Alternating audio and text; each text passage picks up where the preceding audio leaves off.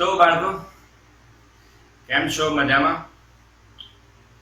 Okay, તો આજે આપણે ચેપ્ટર નંબર 8 સ્ટાર્ટ કરી રહ્યા છીએ. સેમેસ્ટરનો એટલે પાર્ટ 1 નો લાસ્ટ ચેપ્ટર. પાર્ટ 1 નો લાસ્ટ ચેપ્ટર જેને કહેવાય, ચેપ્ટર નંબર 8. લાસ્ટ ચેપ્ટર આપણે ચેપ્ટર 7 જોયું હતું. એનું જી નીટનું સેશન આપણે સ્ટાર્ટ કરી દીધું છે સાંજે. ઓકે, આજે પણ સેમ ટાઈમ.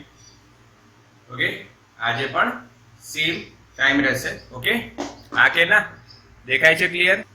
તો બાળકો ચેપ્ટર નંબર 7 આપણું ખતમ થઈ ગયું છે. ચેપ્ટર નંબર 8 આજે આપણે સ્ટાર્ટ કરવાના છે અને બધાને કમ્પલસરી ચેપ્ટર 7 ની પ્રિપેરેશન સ્ટાર્ટ કરી દેવી, કેમ કે ટેસ્ટ તમારો આવવાનો છે, ટેસ્ટ લેવાના છે આપણે.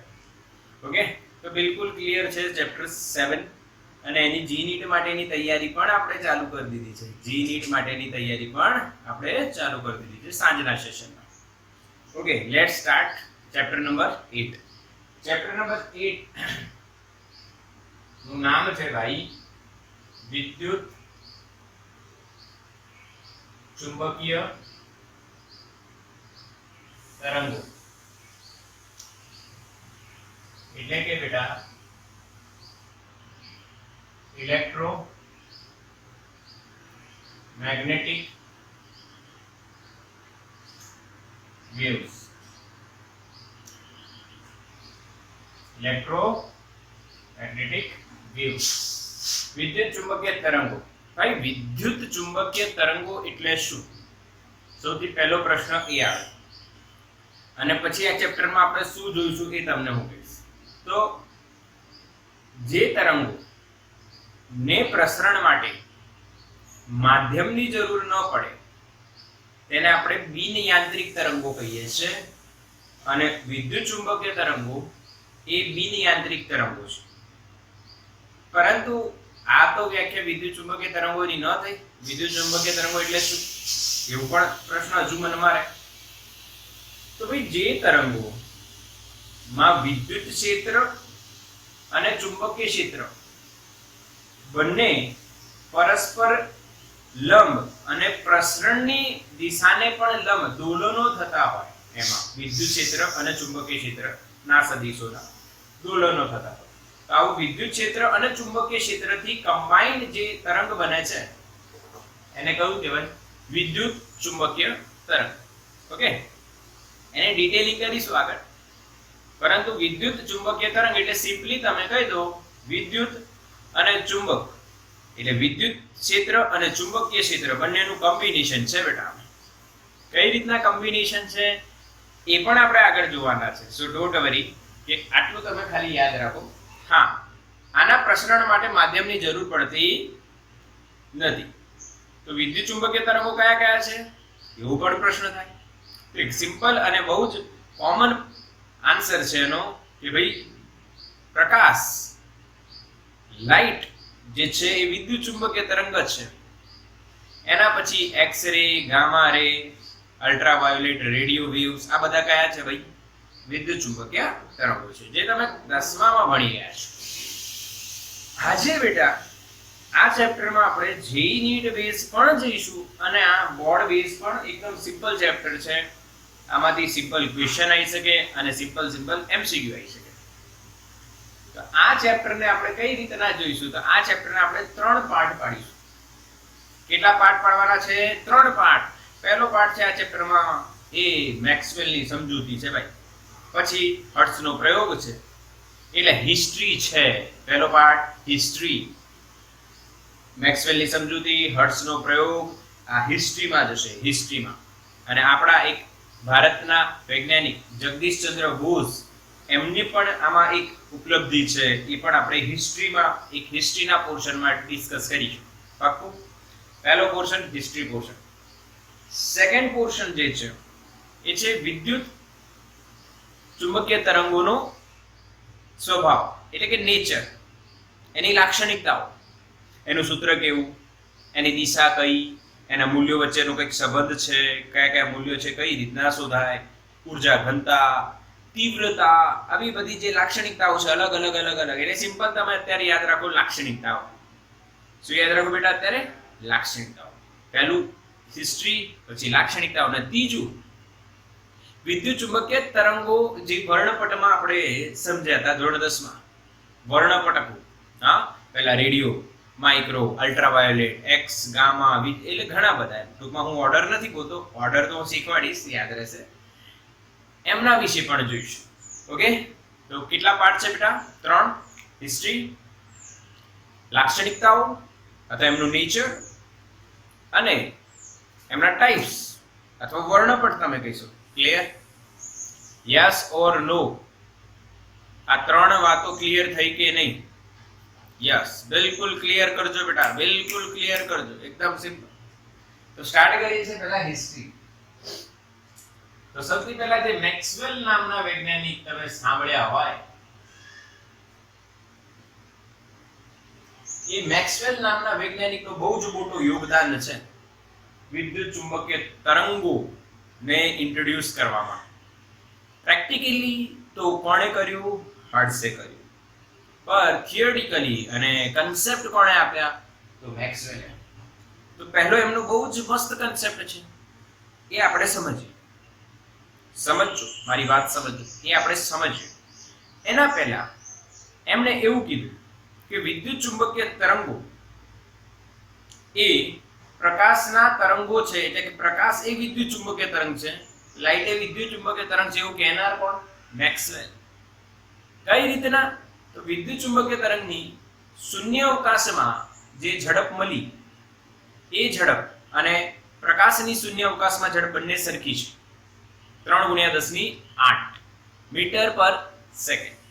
તો એ જો બંને સરખી હોય, એનો મતલબ પ્રકાશ જે છે, સૂર્યમાંથી આવતો પ્રકાશ જે છે, એ વિદ્યુત ચુંબકીય તરંગ છે, એવું કહેનાર કોણ?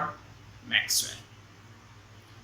બીજી વાત એમના વિશે કહી દઉં. એમણે 4 ખૂબ જ સરસ ઇક્વેશન્સ આપ્યા છે, ખૂબ જ સરસ ઇક્વેશન આપ્યા છે, જેનાથી વિદ્યુત ચુંબકીય તરંગો વિશેની બધી જ માહિતી, મોટા ભાગની માહિતી, બધી જ ન કહેવાય પણ મોટા ભાગની માહિતી મળી રહે છે. 4 ઇક્વેશન આપણે જોવાના નથી, છતાંય આપણને આવડે છે. ગાઉસનો નિયમ આવડે, યસ. એમ્પિયરનો નિયમ આવડે, યસ. ફેરાડેનો નિયમ આવડે, યસ. અને ગાઉસનું ચુંબકીય ક્ષેત્ર માટે ચેપ્ટર 5 માં જે ઇક્વેશન જોયું હતું, એ પણ આવડે. એટલે બધા ગાઉસ બરાબર, પછી એમ્પિયર સર્કિટલ નિયમ અને ફેરાડે, ગાઉસના બે, એટલે ટોટલ કેટલા થાય? 4. આના બેઝ પર જ એમણે સૂત્ર બનાવેલા છે, એટલે આવડે. ઓકે, ચલો તો સ્ટાર્ટ કરીએ છીએ. મેક્સવેલે જે પહેલી વાત સમજાઈ એ સમજીએ, અને એ વાત છે એમ્પિયર સર્કિટલ લો માં એમ્પિયરે કંઈક ખામી રાખી, કંઈક ખૂટી ગયું. એમ્પિયરના સર્કિટલ નિયમમાં કંઈક ખૂટી ગયું. એવું કોણે કીધું? મેક્સવેલે. ફરી બોલું છું, એમ્પિયર સર્કિટલ નિયમમાં કંઈક ખૂટે છે, કંઈક ખૂટી ગયું. એ કોણે કીધું? મેક્સવેલે. ચલો કઈ રીતના એમણે કીધું એ સમજીએ. આવો તો બેટા સિમ્પલ કન્સેપ્ટ આપણે સમજીએ. સિમ્પલમાં સિમ્પલ કન્સેપ્ટ આપણે સમજીએ. આપણને ખબર છે કેપેસિટર. હવે કેપેસિટર ચાર્જ કઈ રીતના થાય? તો એને બેટરી લગાડીએ. બેટરી લગાડીએ તો આ વાહક તારમાંથી પ્રવાહ આવે, જે માની લો સમય સાથે બદલાય છે, એસી પ્રવાહ. તો પછી તમે અહીંયા સિમ્બોલ એસી નો કરી દો તો એ ચાલે. ક્લિયર? એકદમ સિમ્પલ. હવે આના પર ધન જમા થાય અને આના પર ઋણ જમા થાય. તો અહીંયા પ્રશ્ન એવો આવે, આના પર જો વિદ્યુતભાર જમા થયો તો અહીંથી પ્રવાહ ગયો કઈ રીતના? વિદ્યુતભાર પહોંચ્યો કઈ રીતના? અહીંયા પ્લસ પ્લેટ પર તો સમજણ પડે છે ભાઈ, આ પ્રવાહ આવ્યો હોય તો અહીંયા કયો પ્રવાહ ગયો જેનાથી અહીંયા વિદ્યુતભાર પહોંચી ગયો? હા કે ના? બોલો હા કે ના બેટા? યસ ઓર નો? એવું ક્વેશ્ચન મનમાં આવે ને? આપણે અહીંયા કાં તો મુક્ત અવકાશ રાખીએ છીએ, પર પ્રેક્ટિકલી મુક્ત અવકાશ ન હોય, અહીંયા અવાહક હોય. શું હોય? અવાહક, જેને આપણે ડાઈ ઇલેક્ટ્રિક કહીએ છીએ. શું કહીએ છીએ? ડાઈ ઇલેક્ટ્રિક. એટલે મેક્સવેલ નો પ્રશ્ન એવો હતો ભાઈ જે કે ભાઈ વાયરમાં પ્રવાહ તમે કહી શકો કે આવી રહ્યો છે, પરંતુ અહીંયા તો અવાહક અથવા ડાઈ ઇલેક્ટ્રિક મૂકે છે, તો અહીંયા પ્રવાહ કઈ રીતના આવ્યો હશે એવો એમનો પ્રશ્ન. પછી એમણે એવું કીધું તો અહીંયા કોઈક પ્રકારનો પ્રવાહ હોવો જોઈએ, અહીંયા કોઈક પ્રકારનો શું હોવો જોઈએ? પ્રવાહ હોવો જોઈએ. ઓકે, હવે એમ્પિયરનો સર્કિટલ નિયમ એવું કહે છે, ઇન્ટિગ્રેશન બંધ માર્ગ પર ચુંબકીય ક્ષેત્રનું રેખા સંકલન v ડોટ dl, એટલે dl એટલે સૂક્ષ્મ રેખાખંડ. ઓકે, આ ચુંબકીય ક્ષેત્ર પર બંધ માર્ગ પર ચુંબકીય ક્ષેત્રનું રેખા સંકલન જે આપણે કરીશું એ મ્યુ નોટ ઇન્ટુ I હોય છે. I જે છે બંધ માર્ગ વડે ઘેરાતો વિદ્યુત પ્રવાહ છે, બરાબર? આવું ACL આપણે ભણી ગયા છે. હવે જ્યારે આપણે ભણ્યા ત્યારે આપણને ક્લિયર આવડતું હતું કે ભાઈ I શું છે? ઘેરાતો વિદ્યુત પ્રવાહ. પરંતુ જે મેક્સવેલ છે, સ્પેલિંગ મિસ્ટેક હોઈ શકે બેટા, અહીંયા W કે V હોઈ શકે. મેક્સવેલ જે છે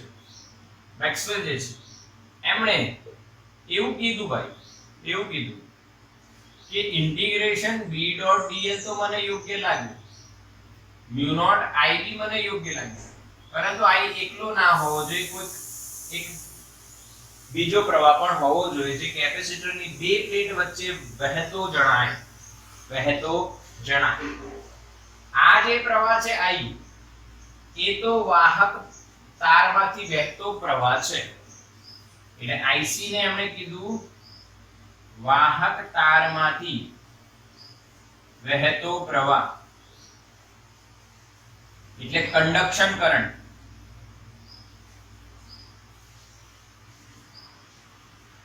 કંડક્શન કરંટ એમને કીધું, વાહકતા.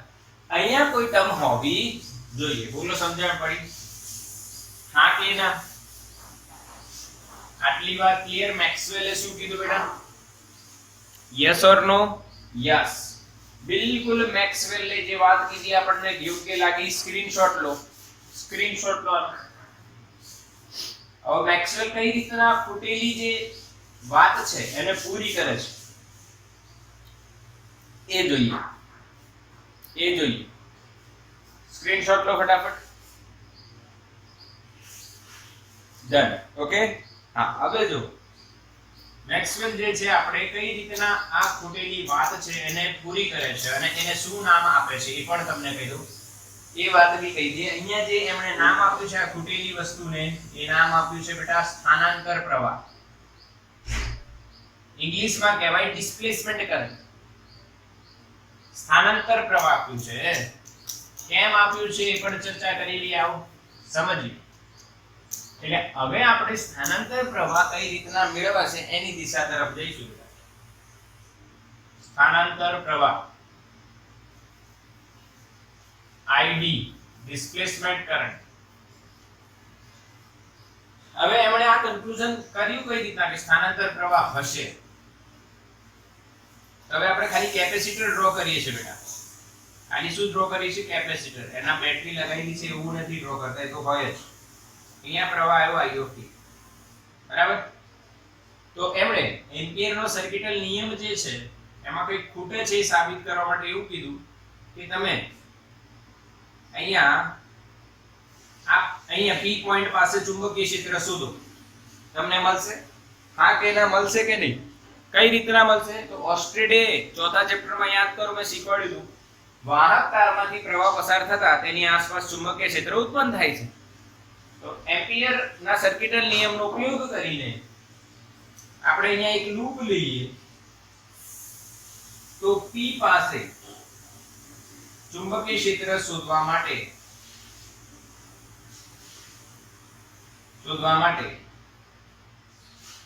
ACL આપણે લગાવીએ. Integration v dot dl, mu naught ઘેરાતો પ્રવાહ કેટલો છે બેટા? I of t. હવે આ લૂપના બધા બિંદુએ b સરખો હોય બીજી વાત સમજો, જે ચુંબકીય ક્ષેત્ર છે એ લૂપના દરેક બિંદુએ સ્પર્શકની દિશામાં હોય. પ્રવાહ આમ છે બેટા, તો આંગળીઓની દિશામાં ચુંબકીય ક્ષેત્ર હશે અને બધે સ્પર્શકની દિશામાં હોય. એટલે dl અને b અને dl એક જ દિશામાં હોય એટલે cos 0, b સરખો એટલે બહાર આવી જશે. એટલે ઇન્ટિગ્રેશન dl બરાબર mu naught I of t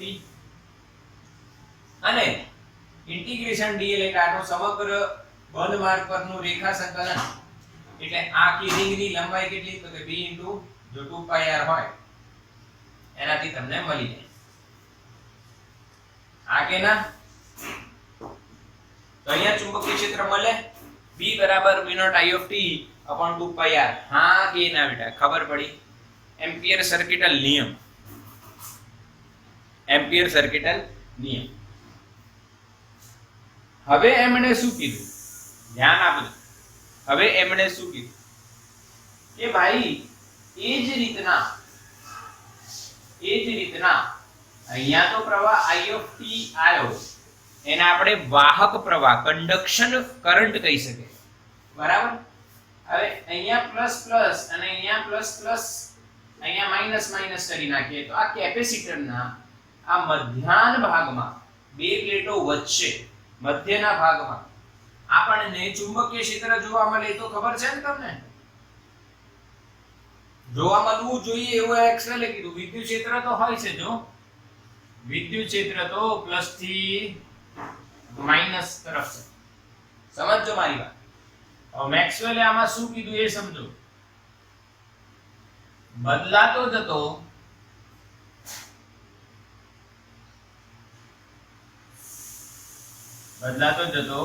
વિદ્યુત ક્ષેત્ર ચુંબકીય ક્ષેત્ર ઉત્પન્ન કરે છે ભાઈ. બદલાતા જતા વિદ્યુત ક્ષેત્ર દ્વારા ચુંબકીય ક્ષેત્ર ઉત્પન્ન થાય છે. આ ખાસ નોંધ કરજો. આવું કોણે કીધું? મેક્સવેલે. બદલાતો જતો વિદ્યુત ક્ષેત્ર ચુંબકીય ક્ષેત્ર ઉત્પન્ન કરે છે. બદલાતો જતો વિદ્યુત ક્ષેત્ર ચુંબકીય ક્ષેત્ર ઉત્પન્ન કરશે ભાઈ. કેમ? તો કે ભાઈ ધ્યાન આપજો. ચુંબકીય ક્ષેત્ર પ્રવાહ સાથે સંકળાયેલું છે. ચુંબકીય ક્ષેત્ર પ્રવાહ સાથે સંકળાયેલું છે. પ્રવાહ વિદ્યુતભાર સાથે સંકળાયેલો છે અને વિદ્યુતભાર વિદ્યુત ક્ષેત્ર સાથે સંકળાયેલો છે. એટલે કંઈક ને કંઈક રિલેશન તો છે.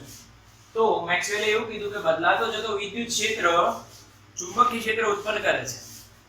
એ સાબિતી એમણે કઈ રીતના આપી? અહીંયા ધ્યાન. અને એમ્પિયરનો સર્કિટલ નિયમ કઈ રીતના ખોટો છે એ અહીંયા સાબિત કરશે. જો એમણે અહીંયા એક લૂપ લીધી, એક અહીંયા બહાર લીધી હતી, એક હવે અંદર લીધી. અહીંયા એક પોઈન્ટ લીધો M. એના પાસે ચુંબકીય ક્ષેત્ર શોધવા માટે એમ્પિયરના સર્કિટલ નિયમ અનુસાર ACL અનુસાર તમે શું લખી શકો છો બેટા? Integration B dot dl mu naught into I. પરંતુ I અહીંયા કોઈ ઘેરાતો નથી એવું જે લોજિકલ વાત છે, દેશી વાત હતી, જૂની વાત હતી, એના પ્રમાણે અહીંયા 0 આવે. એટલે આના અહીંયા 0 આવે એટલે ચુંબકીય ક્ષેત્ર 0 મળે. ચુંબકીય ક્ષેત્ર 0 મળે M પાસે, આ બિંદુ પાસે. કે અહીંયા કોઈ પ્રવાહ નથી એવી જૂની માન્યતા હતી. એવી જૂની માન્યતા હતી કે ભાઈ અહીંયા કોઈ પ્રવાહ નથી કેપેસિટરની બે પ્લેટ વચ્ચે. પરંતુ અહીંયા બદલાતો જતો વિદ્યુત ક્ષેત્ર તો છે પ્લસ થી માઈનસ. આ વિદ્યુત ક્ષેત્રના કારણે ચુંબકીય ક્ષેત્ર ઉત્પન્ન થશે. અને જો ચુંબકીય ક્ષેત્ર મળતો હોય તો ACL અનુસાર અહીંયા પ્રવાહ હોવો જોઈએ. આ પ્રવાહને એમણે કયો નામ આપ્યો બેટા? સ્થાનાંતર પ્રવાહ. કેમ સ્થાનાંતર પ્રવાહ નામ આપ્યું? કે અહીંયા કોઈ તાર નથી કેપેસિટરની બે પ્લેટ વચ્ચે, વહન થતું નથી. તો અહીંયાથી અહીંયા માની લો સ્થાનાંતર થઈને પ્રવાહ જાય છે. તો ક્લિયર કન્સેપ્ટ? હા, યસ ઓર નો? મેસેજ કરો. એકદમ સિમ્પલ કન્સેપ્ટ છે. કેપેસિટરની બહારની વાત છે, બે પ્લેટો વચ્ચેની વાત નથી. બહાર તો સિમ્પલ મળી જાય, ACL લગાડો. બે પ્લેટો વચ્ચે તમે જ્યારે વાત કરશો બેટા, બે પ્લેટો વચ્ચે ત્યારે ACL અનુસાર 0 આવે પ્રવાહ અને ચુંબકીય ક્ષેત્ર, પરંતુ બદલાતો જતો વિદ્યુત ક્ષેત્ર ચુંબકીય ક્ષેત્ર ઉત્પન્ન કરે છે એવું સાબિત થઈ જાય, એવું સાબિત થઈ ચૂક્યું છે. અહીંયા વિદ્યુત ક્ષેત્ર છે તો ચુંબકીય ક્ષેત્ર મળવું જોઈએ, ચુંબકીય ક્ષેત્ર હોય તો પ્રવાહ હોય જ, એવું એમનું કહેવું છે. એ સ્થાનાંતર પ્રવાહ છે એ કઈ રીતના એમણે મેળવ્યું એ બતાવશું. તો કેપેસિટરની બે પ્લેટ વચ્ચે વિદ્યુત ક્ષેત્રની વેલ્યુ અથવા ઇક્વેશન આપણને ખબર છે, સિગ્મા અપોન એપ્સિલોન 0 યાદ છે. એક પ્લેટ પહેલા ચેપ્ટરમાં મળે તો એક પ્લેટ વડે મળતું વિદ્યુત ક્ષેત્ર સિગ્મા અપોન 2 એપ્સિલોન 0. તો કેપેસિટરની બે પ્લેટ વચ્ચે સિગ્મા અપોન 2 એપ્સિલોન 0 વત્તા સિગ્મા અપોન 2 એપ્સિલોન 0 એટલે સિગ્મા અપોન એપ્સિલોન 0. હવે અહીંયા ધ્યાન, E બરાબર બેટા સિગ્મા એટલે Q by A, Q by A, Q by A. અહીંયા આવશે Q by A એપ્સિલોન 0. બોલો પાક્કું? હા કે ના? આવડ્યું?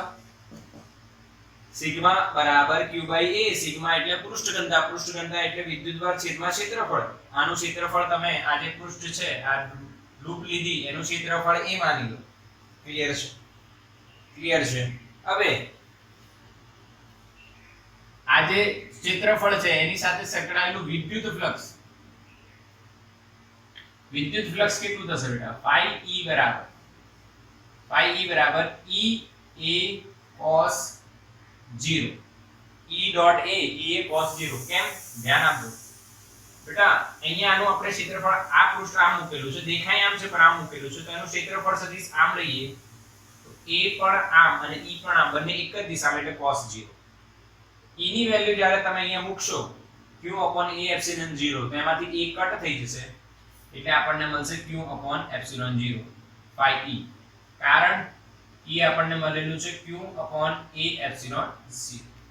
પાક્કું? હવે Q વિદ્યુત ભાર શું થશે ભાઈ? Q બરાબર epsilon naught into phi E, epsilon naught into phi E. અને વિદ્યુત પ્રવાહ, હા, જેને આપણને સ્થાનાંતર પ્રવાહ કહેવાનો છે, સ્થાનાંતર પ્રવાહ ID બરાબર dq by dt. આનું વિકલન કરવાનું. એમાં કોણ બદલાય છે ધ્યાન આપજો.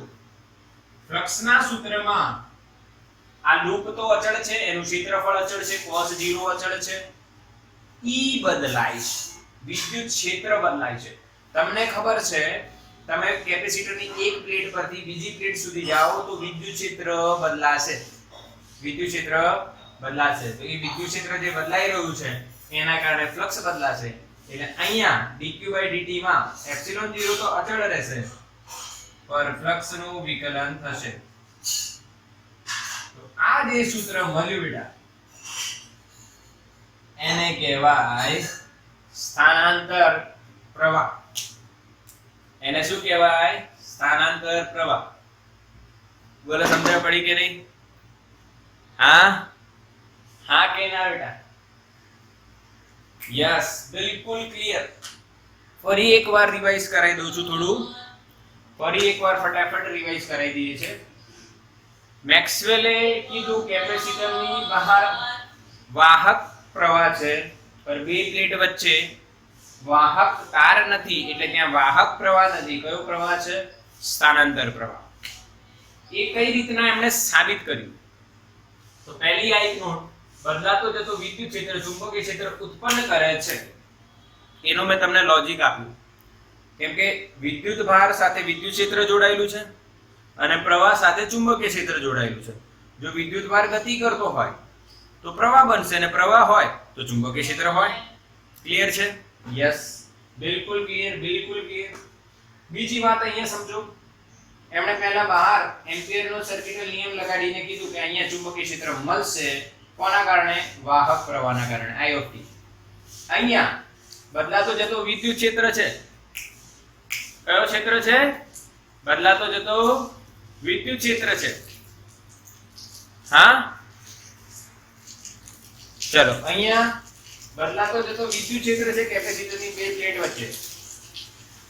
તો જ્યારે કેપેસિટરની બે પ્લેટ વચ્ચે એમ્પિયરનો સર્કિટલ નિયમ લગાડીએ છે ત્યારે એના નિયમ પ્રમાણે અહીંયા કોઈ પ્રવાહ છે નહીં, દેખાતો નથી, વાહક પ્રવાહ છે નહીં, એટલે 0 મળે.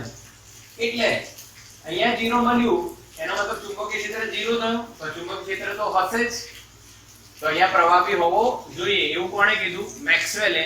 એટલે મેક્સવેલે કીધું કે એમ્પિયરના સર્કિટલ નિયમમાં કંઈ ખૂટે છે, નહીં તો અહીંયા 0 ન આવવું જોઈએ. એ શું ખૂટે છે? તો કે સ્થાનાંતર પ્રવાહ ખૂટે છે. એનું ઇક્વેશન એમણે કઈ રીતના મેળવ્યું? પહેલા કેપેસિટરની બે પ્લેટ વચ્ચે વિદ્યુત ક્ષેત્ર, એના પરથી વિદ્યુત ફ્લક્સ, ફ્લક્સ પરથી વિદ્યુત ભાર, વિદ્યુત ભારનું વિકલન એટલે સ્થાનાંતર પ્રવાહ epsilon naught d phi e by dt. બોલો બાકો, બોલો ફરી એકવાર, epsilon naught d phi e by dt, epsilon naught d phi e by dt, epsilon naught d phi e by dt. બોલો બાકો, સ્ક્રીનશોટ લઈ લો. ચલો ફટાફટ, ચલો આગળ વધીએ બેટા, જલ્દી કરો.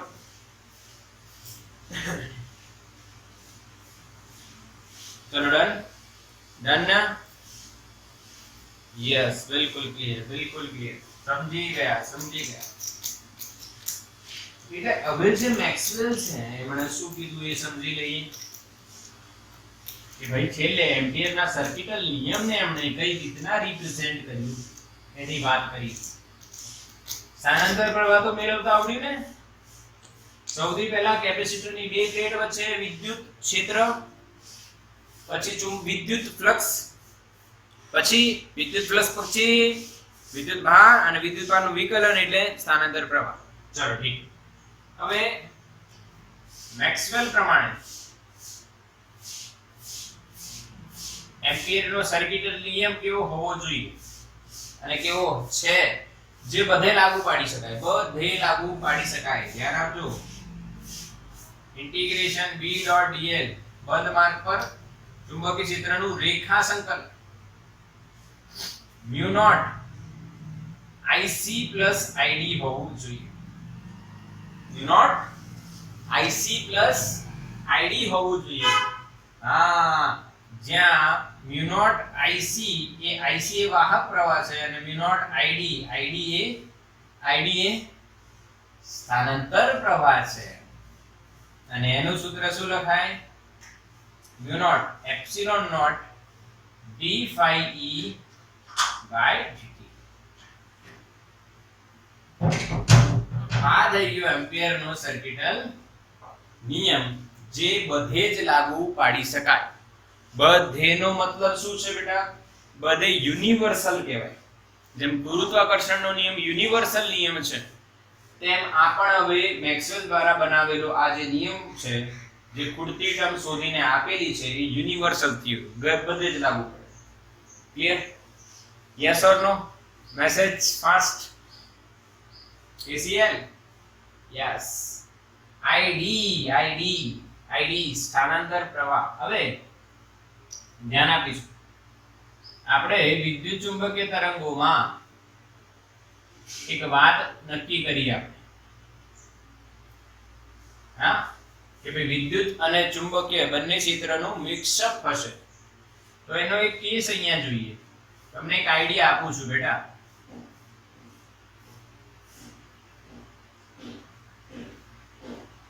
અહીંયા તમે જુઓ તો વિદ્યુત ક્ષેત્ર આમ છે બેટા, અને આ બિંદુ પાસે ચુંબકીય ક્ષેત્ર બહાર આવશે. કેમ કે જો સ્થાનાંતર પ્રવાહ આમ જઈ રહ્યો છે તો બેટા અંગૂઠો એની દિશામાં, તો ચુંબકીય ક્ષેત્ર આમ બહાર આવશે. તો વિદ્યુત ક્ષેત્ર આમ ને ચુંબકીય ક્ષેત્ર આમ, તો બંને એકબીજાને કેવા થાય? આ કે ના બેટા? યસ ઓર નો? યા તો અંદર જતું હશે યા તો બહાર આવતું હશે. બરાબર ખબર પડી કે નહીં? હા કે ના? યસ. એટલે વિદ્યુત અને ચુંબકીય ક્ષેત્ર હંમેશા એકબીજાને લંબ હોય છે ત્યારે વિદ્યુત ચુંબકીય તરંગોની તમે વાત કરો છો બેટા. ક્લિયર છે? ક્લિયર છે? આનો સ્ક્રીનશોટ લેવો હોય તો લઈ લો ફટાફટ. યસ. Okay, done. હવે આપણે હિસ્ટ્રીની વાત કરી રહ્યા છે એમાં મેક્સવેલે જે સાબિતી આપી એ બિલકુલ ક્લિયર થઈ ગઈ બેટા, બધાને આવડી ગઈ મેક્સવેલની સાબિતી, બધાને પાકી. હવે વાત કરીએ છે હર્ટ્ઝના પ્રયોગની. હર્ટ્ઝ નામના વૈજ્ઞાનિકે સૌથી પહેલા વિદ્યુત ચુંબકીય તરંગો પ્રેક્ટિકલી ઉત્પન્ન કર્યા હતા. હર્ટ્ઝનો પ્રયોગ, એક્સપેરિમેન્ટ ઓફ હર્ટ્ઝ. ચલો જોઈએ, મજા આવશે, મજા આવશે. સૌથી પહેલા એમને અહીંયા આ જે છે બેટા એસી સપ્લાય રાખે. અહીંયા આ જે છે એને ઇન્ડક્શન કોઇલ કહેવાય. ભાઈ ઇન્ડક્શન કોઇલ છે ખૂબ જ ઊંચા વોલ્ટેજ ઉત્પન્ન કરવા માટે બનાવવામાં આવે. ઊંચું વોલ્ટેજ આપે. હા, જેમ કે આપણે જે ટ્યુબલાઇટ હોય એમાં ચોક કોઇલ હોય વચ્ચે, ચોક કોઇલ. એ ચોક કોઇલ કેમ હોય કે અંદર ગેસ જે ભરેલો હોય એને આયોનાઇઝ કરવા માટે, એને ઊર્જા આપવા માટે, એના આયનોને જબરદસ્ત ઊર્જા આપવા માટે ખૂબ જ ઊંચું વોલ્ટેજ જોઈએ તો એ ચોક કોઇલ લગાવવામાં આવે છે. એવી રીતના અહીંયા ઇન્ડક્શન કોઇલ એ જ વસ્તુ છે, હાઈ વોલ્ટેજ આપવા માટે. પછી એમાંથી બે તાર કાઢ્યા એમને, બે તાર કાઢ્યા, ધ્યાન આપજો બેટા. અને એ તાર બે સળિયાઓ લીધા, બે સળિયાઓ લીધા, એ બે સળિયા ઉપર વીંટાળી દીધી.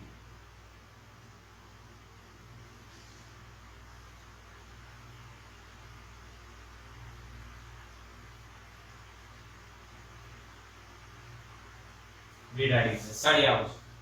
આ એમ સળિયું અને આ એન સળિયું. એમ અને એન શું છે? સળિયાઓ, વાહક સળિયાઓ કહી શકો. ઓકે, એના પર વીંટાળીને એક પ્રકારનું તમે જોઈ શકો છો શું બનાવી દીધું છે બેટા? ઇન્ડક્ટર. હા, ઇન્ડક્ટર. અહીંયા બે ગોળા રાખ્યા બેટા, જેને આપણે પી અને ક્યુ કહી દઈએ. પી અને ક્યુ ગોળાઓ છે.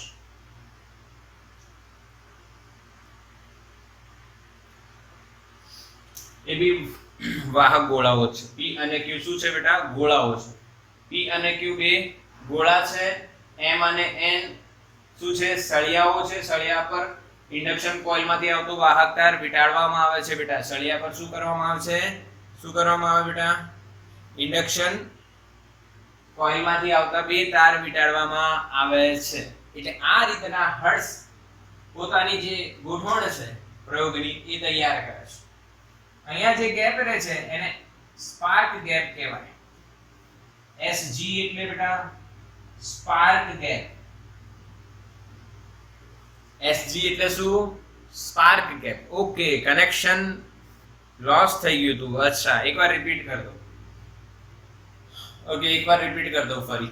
ચલો કોઈ વાંધો નથી. અમુક બાળકોને કનેક્શન લોસ થઈ ગયું હતું. ચલો એકવાર ફરી રિપીટ કરી દઈએ બેટા, ફરી રિપીટ કરી દઈએ. જો એસી સપ્લાય સાથે ઇન્ડક્શન કોઇલ લગાડેલી છે જે ઊંચું વોલ્ટેજ આપે છે. એમાંથી બે વાયર ખેંચીને વાહક સળિયા પર વીંટાળેલું છે. Pm અને N શું છે? સળિયાઓ. એના પર અહીંયા ગોળાઓ રાખેલા છે બે. એ ગોળાઓના નામ આપે છે મેં PQ. PQ ગોળાઓ છે. વચ્ચે શું છે બેટા? Spark gap. વચ્ચે શું છે? Spark gap. સ્પાર્ક ગેપ તો તમને ખબર છે, સ્પાર્ક થતો હશે એટલે એનું નામ શું છે? સ્પાર્ક ગેપ નામ છે. ક્લિયર? હા, ક્લિયર બિલકુલ. હવે અહીંયા સમજીશું શું થશે. ધ્યાન આપજો. ગોઠવણ ક્લિયર કે નહીં? મેસેજ કરો. ગોઠવણ ક્લિયર? યસ. M અને N જે છે એ ઇન્ડક્ટરની રચના કરે. કોની રચના કરે છે બેટા? ઇન્ડક્ટર. અને P અને Q એક કેપેસિટરની રચના કરે. કઈ રીતના? હમણાં સમજીશું. પહેલા અહીંયા ધ્યાન આપીશું. જેવું અહીંથી પ્રવાહ આવે તો માની લો કે આ ગોળો ધન વીજભારિત થાય છે અને આ ગોળો ઋણ વીજભારિત થાય છે. પાક્કું? આ એસી વોલ્ટેજ લગાડો છો તો માની લો આ તાર, આ છેડો એસી વોલ્ટેજ દ્વારા મળતો આ છેડો અહીંયાથી એ પ્લસ છે અને આ છેડો માઈનસ છે, તો આ ધન થશે અને આ ઋણ થશે. બોલો હા કે ના બેટા? ક્લિયર? આ ધન થશે અને ઋણ થશે. હવે એક ગોળો ધન છે, એક બાજુ ઋણ છે, તો ધનથી ઋણ વિદ્યુત ક્ષેત્ર મળશે. તો આના આસપાસના વિસ્તારમાં કોઈ એક પોઈન્ટ આપણે સિલેક્ટ કરીએ અહીંયા. એ પોઈન્ટ A નામ આપું અને ત્યાં વિદ્યુત ક્ષેત્ર, પરિણામી વિદ્યુત ક્ષેત્ર હું E લખું છું બેટા. પરિણામી કેમ કે દિશા અલગ અલગ હશે, આપણે એક દિશા પકડીને ચાલીએ. Okay, yes or no? Plus થી માઈનસ વિદ્યુત ક્ષેત્ર. યસ ઓર નો?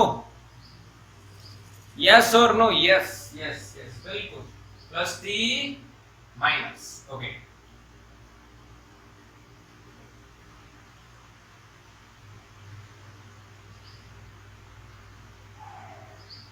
સમજ્યા?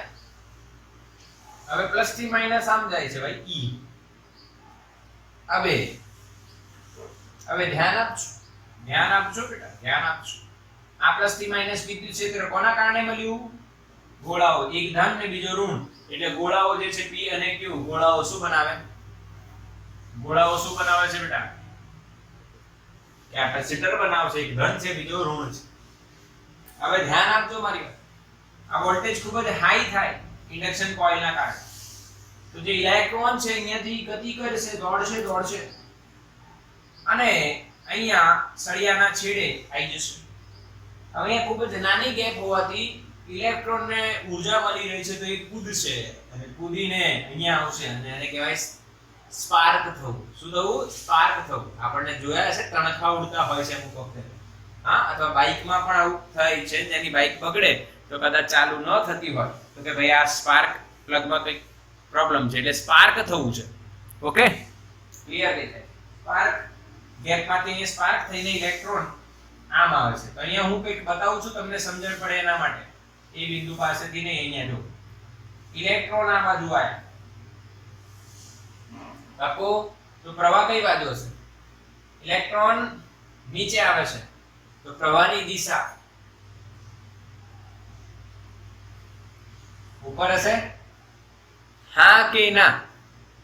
હા કે ના? ક્લિયર? અચ્છા, આ પ્રવાહને કારણે આસપાસ ચુંબકીય ક્ષેત્ર મળશે. પ્રવાહની દિશા આમ, તો એ પાસે આંગળીઓ ક્યાં જાય છે? અંદર. એટલે અહીંયા મારે પાડવી પડશે બેટા ચોકડી. બોલો ખબર પડી? હા કે ના? યસ. એટલે આ પહેલા કેસમાં બેટા તમને શું ખબર પડી?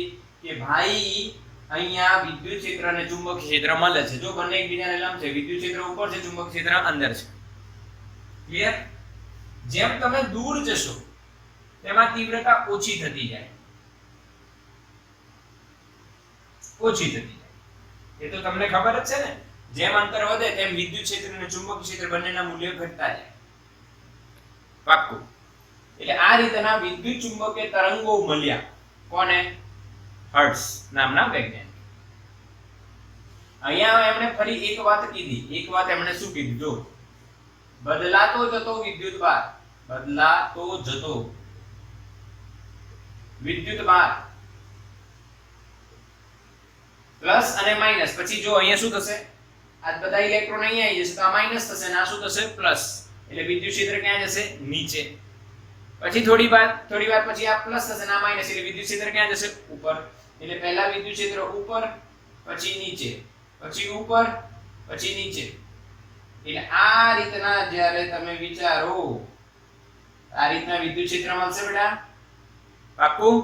ચુંબકીય ક્ષેત્ર પહેલા બહાર અંદર ગણી શકો. પહેલા હું બહાર દોરું છું, આ બહાર, પછી અંદર, બહાર અને અંદર. આ ચુંબકીય ક્ષેત્ર મેં પહેલા બહાર દોર્યું છે સરળતા ખાતર, ને તો અંદર બી દોરી શકે છે. કોઈ દિક્કત નથી. ખબર પડી બેટા? હા કે ના?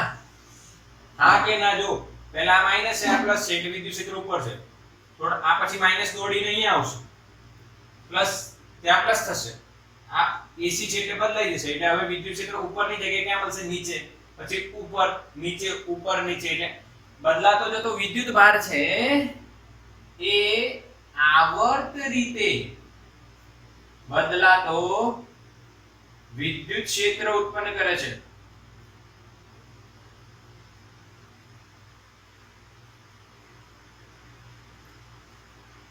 સિમિલરલી પ્રવાહ અત્યારે આમ છે, એના થોડા સમય પછી પ્રવાહ આમ હશે, પ્રવાહ નીચે હશે તો ચુંબકીય ક્ષેત્ર ક્યાં આવશે બેટા? દિશા બદલાશે કે નહીં? હા કે ના? ચુંબકીય ક્ષેત્ર ક્યાં આવશે? બહાર. એટલે ચુંબકીય ક્ષેત્ર અંદર બહાર થયા કરશે, એટલે બદલાતો જતો પ્રવાહ વિદ્યુત ભારની જગ્યાએ આવશે પ્રવાહ. એ આપણને આવર્ત રીતે, હવે આવર્ત કેમ લખાય છે બેટા? જો સાઇનુસોઇડલ પ્લસ માઈનસ ઉપર નીચે એટલે આવર્ત રીતે બદલાતો જાય. વિદ્યુત ક્ષેત્ર બી ઉપર નીચે, ચુંબકીય ક્ષેત્ર અંદર બહાર, એટલે આવર્ત રીતે બદલાતો જતો ચુંબકીય ક્ષેત્ર ઉત્પન્ન કરે છે.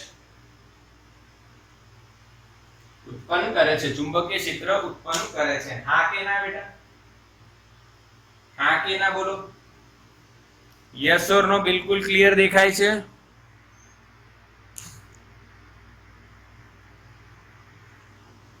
Okay, yes.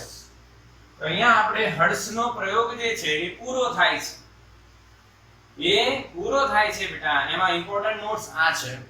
બીજી એક વાત, જે વિદ્યુત ચુંબકીય તરંગો છે એમની ઝડપ c બરાબર તમે લેમ્ડા f લખી શકો છો. લેમ્ડા એટલે તરંગ લંબાઈ ને f એટલે આવૃત્તિ. આવું કેમિસ્ટ્રીમાં પહેલા જ સેમમાં તમે કદાચ જોયું હશે. લેમ્ડા ન્યુ, અહીંયા ન્યુ લખેલું હોય, અહીંયા શું લખેલું હોય? ન્યુ. Lambda new. પાકો? હા, સિમ્પલ છે બિલકુલ. યસ ઓર નો? બિલકુલ ક્લિયર. સ્ક્રીનશોટ લો બેટા. એક 5 મિનિટની વાત બાકી છે આના ઘટકો, એટલે કાલે પછી ડાયરેક્ટ આપણે લાક્ષણિકતાઓ ચાલુ કરી શકીએ. 5 જ મિનિટ મને આપો બેટા, 5 જ મિનિટ. ઓકે, 5 જ મિનિટ તમારી લાઈવ સેશન છે બેટા. મને ખબર છે બીજા લેક્ચરનો ટાઈમ થઈ ગયો હશે. 5 જ મિનિટ આપો. આ ક્લિયર કરજો, આ નોટ કરજો બેટા, ભૂલ ના પડે. ક્યાંક એમસીક્યુ કંઈક આવી જાય તો આવડવું જોઈએ. હવે હર્ટ્ઝના પ્રયોગમાં એમણે જે વાત નોટ કરી ઘટકો સ્વરૂપે, એ આપણે ધ્યાનમાં લેવાની છે. એ વાતો આપણે ધ્યાનમાં લેવાની છે. તેમણે વિદ્યુત ચુંબકીય તરંગોના બે ઘટકોની વાત કરી. પહેલા જે ઘટકો છે ઇન્ડક્ટિવ કીધા, જે નજીક ના હોય. બીજા જે ઘટકો છે દૂર ગયા પછી એમણે કીધા ઉત્સર્જિત ઘટકો, એટલે દૂરના ઘટકો. એમાં જ્યારે એમણે નોટ કર્યું, ઓબ્ઝર્વ કર્યું, ત્યારે એમને એવું દેખાયું કે નજીકના ઘટકોમાં જ્યારે બે સળિયા હોય છે, અહીંયા m અને અહીંયા n, તો વિદ્યુત ક્ષેત્ર માની લો એમણે આમ દોર્યું, ઘટે છે. ઓકે, આ વિદ્યુત ક્ષેત્ર છે. આ વિદ્યુત ક્ષેત્ર એમણે દોર્યું, બરાબર? આ દિશામાં પ્રસરણ પામે છે. તો ચુંબકીય ક્ષેત્ર જે છે એ 90 ના ખૂણે સ્ટાર્ટ થાય છે, એટલે π/2 જેટલો કળા તફાવત આવ્યો. કેટલો કળા તફાવત આવ્યો? π/2, એટલે કળા તફાવત π/2 આવ્યો. અને એમનું જે મૂલ્ય છે એ મૂલ્ય 1/r³ પ્રમાણે ઘટે છે. નજીકના ઘટકોની વાત છે. કયા ઘટકોની વાત છે બેટા? નજીકના ઘટકોમાં વિદ્યુત ક્ષેત્ર E અને ચુંબકીય ક્ષેત્ર B વચ્ચેનો જે કળા તફાવત મળ્યો છે એ π/2 મળે છે, અને એમનું મૂલ્ય 1/r³ પ્રમાણે ઘટે છે. એવા ઘટકોને એમણે ઇન્ડક્ટિવ ઘટકો કીધા. બીજા ઘટકો આયા ઉત્સર્જિત, એટલે દૂર જતા રહે. હવે જો mn સળિયો નજીક છે એટલે દોરવાના, દૂર જતા રહે ત્યારે કોઈ આવો સળિયો દોરવાની જરૂર નથી. હવે દૂર આકૃતિ મેં તમને જે ડ્રો કરું છું બેટા, યસ ઓર નો? ક્લિયર ને? આ કદાચ રેકોર્ડિંગમાં નથી આવ્યું, રેકોર્ડિંગની લિમિટ પૂરી થઈ ગઈ એવું લાગે છે. તો અહીંયા ધ્યાન આપજો. ઉત્સર્જિત ઘટકો જે દૂરના ઘટકો છે દૂરના ઘટકોમાં કળા તફાવત શૂન્ય મળે અને મૂલ્ય 1/r પ્રમાણે એટલે એમને નામ આપ્યું ઉત્સર્જિત. નજીકના ઘટકોમાં કળા તફાવત π/2 અને મૂલ્ય 1/r³ પ્રમાણે ઘટે એટલે એમણે નામ આપ્યું ઇન્ડક્ટિવ ઘટકો. એના પછી બે વૈજ્ઞાનિકો હતા, ખાલી હિસ્ટ્રીમાં બી નામ તમારે યાદ રાખવાના. એક છે જગદીશ ચંદ્ર બોઝ, એમણે 5 mm થી 25 mm સુધી તરંગ લંબાઈ ધરાવતા અથવા આટલા અંતરે જતા વિદ્યુત ચુંબકીય તરંગો લેબમાં ઉત્પન્ન કર્યા. અને એના પછી માર્કોનીએ અમુક માઇલો સુધી જતા વિદ્યુત ચુંબકીય તરંગો ઉત્પન્ન કર્યા. Simple information. બોલો ક્લિયર હિસ્ટ્રી બેટા? हाँ के ना बेटा बोलो, मैसेज करो, यस और नो. बिल्कुल क्लियर आ हिस्ट्री થઈ ગઈ બેટા, હિસ્ટ્રી થઈ ગઈ. તો આજનો હોમવર્ક આપણો આ જ રહેશે કે ભાઈ મેક્સવેલે કીધું સ્થાનાંતર પ્રવાહ એ તમારે એનસીઈઆરટી માં વાંચીને તૈયારી કરીને લખવાનું છે. અને સેકન્ડ છે બેટા આ હર્ટ્ઝનો પ્રયોગ જે એનસીઈઆરટી માં નથી, સ્ક્રીનશોટ બાકી છે તો લઈ લો.